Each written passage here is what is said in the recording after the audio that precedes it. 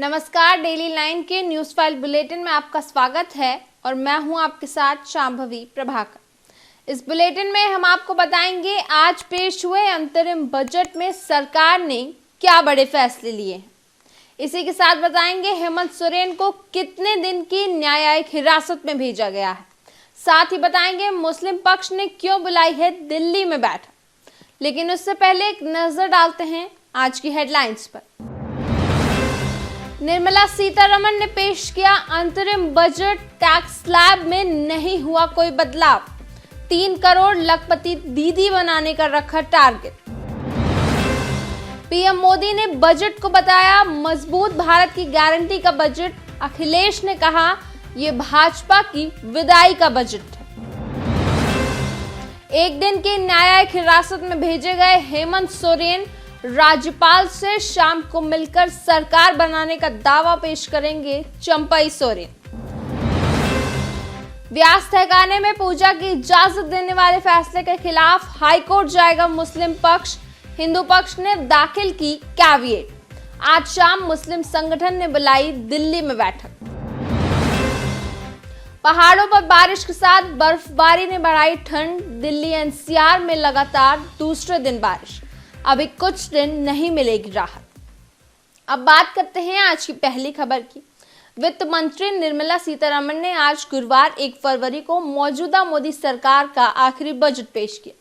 वित्त मंत्री सीतारमण के कार्यकाल के छठे बजट में उन्होंने 58 मिनट भाषण दिया। सरकार ने अंतरिम बजट में किसी भी तरह की घोषणाएं करने से परहेज किया।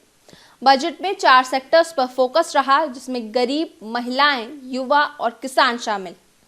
सरकार ने टैक्स स्लैब में कोई बदलाव नहीं किया, इसलिए पहले की तरह ही 7 लाख तक की आय पर कोई टैक्स नहीं देना होगा। वहीं 3 करोड़ महिलाओं को लखपति बनाने का लक्ष्य रखा गया है। सर्वाइकल कैंसर रोकने के लिए 9 से 14 साल की बच्चियों को फ्री टीका लगाया जाएगा।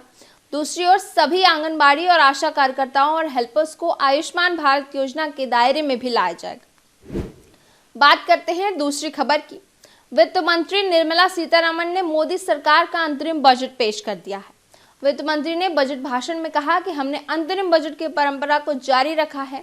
अंतरिम बजट में किसी तरह की लोक लुभावन घोषणाएं नहीं की जाती हैं, इसलिए सरकार ने किसी तरह की घोषणाएं करने से परहेज किया है। वहीं पीएम मोदी ने कहा कि ये बजट विकसित भारत के युवा, गरीब, महिला और किसान पर आधारित है। ये देश के निर्माण का बजट है। इसमें 2047 के भारत की नींव को मजबूत करने की गारंटी है। जहां एक तरफ भाजपा नेताओं ने बजट को लेकर पीएम मोदी के नेतृत्व की सराहना की, तो दूसरी ओर हमेशा की तरह ही विपक्ष बजट से नाखुश नजर आया। कांग्रेस नेता शशि थरूर ने कहा कि बजट में सिर्फ बड़े बड़े शब्द बोलकर आडंबर किया गया है, इसमें से कुछ ठोस निकलकर नहीं आया। वहीं समाजवादी पार्टी प्रमुख अखिलेश यादव ने इस बजट को भाजपा की विदाई का बजट बताया। बात करते हैं अगली खबर की। हेमंत सोरेन को पीएमएलए कोर्ट ने आज गुरुवार 1 फरवरी को जुडिशियल कस्टडी में भेज दिया। इसी के साथ अब ईडी की रिमांड पर कल सुनवाई होगी। बता दें कि आज ईडी ने हेमंत सोरेन को कोर्ट में पेश करके 10 दिन की रिमांड मांगी थी, जिस पर कोर्ट ने फैसला सुरक्षित रख लिया है। दूसरी ओर सियासी संकट के बीच विधायक दल के नेता चंपई सोरेन को राज्यपाल ने आज राजभवन बुलाया है। जानकारी के मुताबिक इस दौरान चंपई सरकार बनाने का दावा पेश करेंगे। राज्यपाल ने सिर्फ 5 लोगों को ही राजभवन में आने की अनुमति दी है। इनमें जेएमएम के चंपई सोरेन, कांग्रेस के आलमगीर आलम और प्रदीप यादव, आरजेडी के सत्यानंद भोक्ता और सीपीआई के विनोद सिंह शामिल हैं। गौरतलब हो कि गिरफ्तारी को लेकर सोरेन ने हाईकोर्ट में याचिका दायर की थी, जिस पर हुई सुनवाई में कोर्ट ने कहा कि मामले में अर्जेंसी नहीं दिखती है, इसलिए शुक्रवार 2 फरवरी को इस पर दोबारा सुनवाई होगी। बात करते हैं अगली खबर की। उत्तर प्रदेश के ज्ञानवापी व्यासी तहखाने में पूजा शुरू होने के बाद से ये मामला गरमा गया है। कल वाराणसी कोर्ट ने ज्ञानवापी के व्यासी तहखाने में पूजा अर्चना शुरू करने के आदेश दिए थे, जिसके बाद कल रात व्यासी तहखाने में पूजा हुई। इसके बाद मुस्लिम पक्ष ने सुप्रीम कोर्ट का रुख किया है। सुप्रीम कोर्ट के रजिस्ट्रार के जरिए अंजुमन इंतजामिया मस्जिद ने ज्ञानवापी व्यास जी परिसर में पूजा रोकने की मांग की है। हालांकि मुस्लिम पक्ष की याचिका पर सुप्रीम कोर्ट के चीफ जस्टिस डीवाई चंद्रचूड़ ने कोई राहत नहीं दी और मुस्लिम पक्ष को इलाहाबाद हाईकोर्ट जाने का आदेश दिया। इसके बाद मुस्लिम पक्ष इलाहाबाद हाईकोर्ट पहुंच गया है। दूसरी ओर हिंदू पक्ष ने भी इलाहाबाद हाईकोर्ट में कैविएट याचिका दायर कर दी है। दूसरी ओर इसको लेकर मुस्लिम संगठन ने दिल्ली में जमीयत उलेमा हिंद के ऑफिस में एक बैठक बुलाई है। इस बैठक में मौलाना महमूद मदनी समेत कई अन्य लोग भी शामिल हैं। बात करते हैं आज की आखिरी खबर की।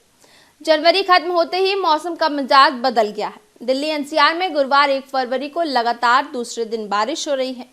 आईएमडी ने दिल्ली, गाजियाबाद, नोएडा और गुरुग्राम के कई इलाकों में आंधी तूफान के साथ बारिश की चेतावनी दी थी। वहीं लगातार बारिश से दिल्ली और आसपास के कई इलाकों में पानी भर गया था। इधर पंजाब, हरियाणा समेत उत्तर प्रदेश के मैदानी राज्यों में भी कभी धूप तो कभी कोहरे की आंख मिचौली के बीच आज बुधवार को मौसम का मिजाज बदल गया। सुबह से रुक रुक कर हो रही हल्की और तेज बारिश से ठिठुरन बढ़ गई है।